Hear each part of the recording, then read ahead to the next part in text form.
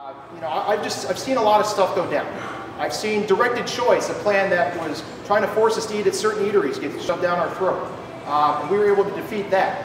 I've seen free STI testing get eliminated. So administrators' default position here isn't just to accommodate us. It's not to accommodate us at all.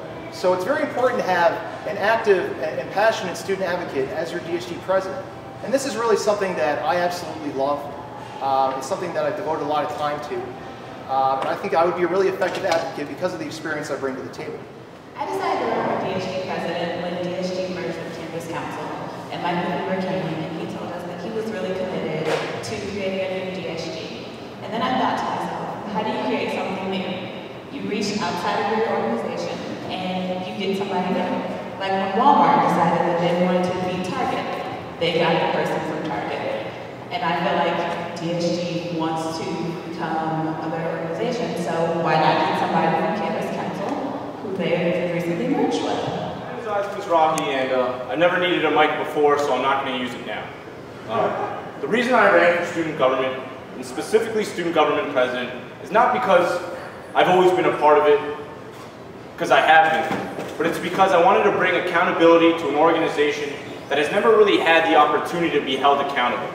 DSG survey, we had 76% of students say that DSG does not effectively represent them. That's failing. That's unacceptable. I want to make sure that we're reaching out into different student organizations, that we're attending chapter meetings, that we're attending committee meetings, that we're going to dialogues, discussions, wherever it is students are, and we're making sure that their voices are being heard, and we're also listening to what is going on our campus. There's an extreme disconnect right now between DSG and the students we're meant to represent. But one of the biggest things that I feel like DSG is doing right now is we first take an adversarial role to the administration. The administration, if you actually sit down and talk with them, do not want to take things away from students. They actually want to work with you to make things better. And I feel like that's a big thing we need to do is foster positive relationships. I learned it from my principal, and he said, when you're going into a negotiation, you know if you've been successful if all parties are equally unhappy. In my experience, the students have come out of these negotiations on issues like tailgate, like dining, like the housing merger, like the new housing system that we're going to next year, and the students have been more unhappy than the administrators. And we've been afraid to speak out about it. We've been afraid to stand up and say, you know what, we're not taking it anymore. Very good at maintaining collegial relationships with administrators, but also being rhetorically very effective as an advocate, and knowing that I represent the student body. And the way that you go about doing it isn't leaving meetings having everyone be frustrated. That's not how you make progress.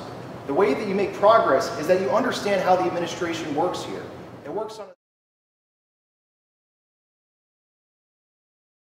But I really see that if DSG acts in concert with all of the other major organizations on campus, I think anything is possible.